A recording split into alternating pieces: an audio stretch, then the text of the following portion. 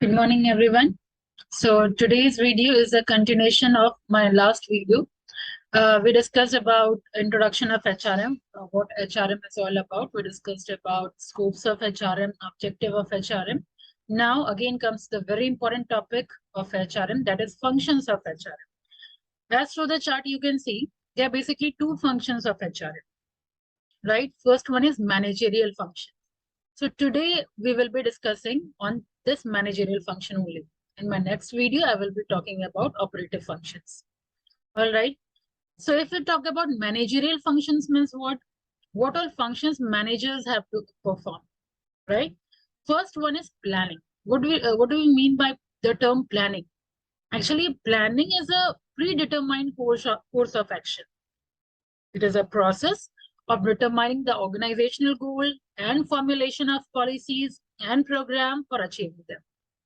Right? In any sort of work which you do needs planning. Same way in organization also, if you have to achieve certain goal, whether it is organizational goal or individual goal, you need certain planning. So for that purpose, planning is compulsory. Yes, we can say that planning is future-oriented concern, which clearly charting out the desired direction of business activity in future, right? And people generally get confused with the term planning and forecasting.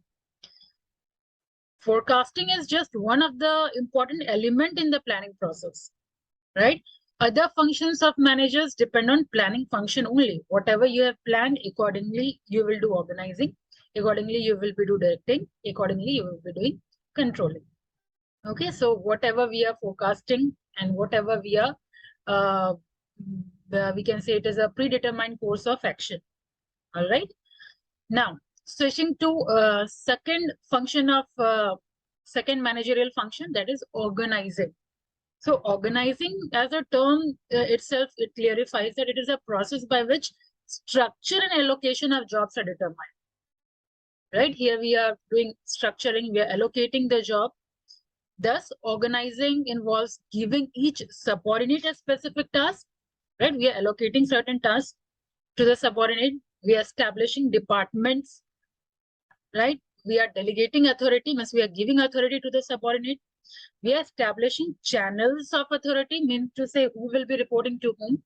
We are communicating, we are coordinating. Okay, all these things, what the work of the subordinate will be, these all things will come under organizing. Now the next one is, here staffing is missing. All right, staffing is also one of the major managerial function. So if we talk about what staffing is all about, staffing is a process by which managers select. First, they need to select, then they will be training, then they will be promoting, then they will retire their subordinate. So everything involves different we can say process. This involves deciding what type of people should be hired, recruiting prospectives, employees, selecting employees, setting performance standard, compensating employees is again important thing, evaluating performance, counseling employees, training and developing employees. These all will come under staffing. Okay, I don't think there is any chance of confusion here. First, planning, we are just determining what action we have to do. In organizing, we are just collecting all those material and we are delegating authority. We are drawing channels. Okay, these all things will come under organizing. Staffing means after recruitment, we need selection. We need to give them proper, you can say we need to promote them. We need to, we need to check their performance standard. Right, we need to evaluate them. All these things will come under staffing. Here, staffing is missing, so please add that. Next one is directing. By directing, what we mean? Directing is leading. Okay, so directing is the process of activating group. Okay, activating group efforts. It includes activities like getting subordinates to get the job done, maintaining morale, motivating subordinate. These all things will come under directing. Okay, that too, it is important just to achieve the goal of the organization. Next one, as you can see, it is controlling. So controlling is the process of setting standard for performance. How we are going to check, how we are going to control when we will not know the standard, what the standard is all about. So first we need to set the standard of performance, then checking to how actual performance compares with these set standard, and then taking corrective actions as needed. Right. So these are managerial functions which we discussed today.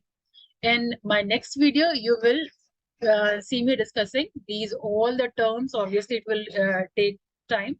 In my next video, I will be talking about operative function. Okay, first we will be defining all these terms, and then we will be taking individual these terms individually, and I will try to explain those.